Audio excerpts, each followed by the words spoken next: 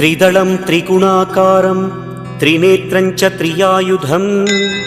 त्रिजन्म पापसंहारम् एकबिल्वं शिवार्पणम् त्रिशाखैः बिल्वपत्रैश्च अच्छिद्रैः कोमलैः शुभैः तव पूजां करिष्यामि एकबिल्वं शिवार्पणम् कोटिकन्या महादानं तिलपर्वतकोटयः काञ्चनं शैलदानेन एकबिल्वं शिवार्पणम् काशीक्षेत्रनिवासं च कालभैरवदर्शनं प्रयागे माधवं दृष्ट्वा एकबिल्वं शिवार्पणम् इन्दुवारे व्रतं स्थित्वा निराहारो महेश्वर नक्तं हौष्यामि देवेश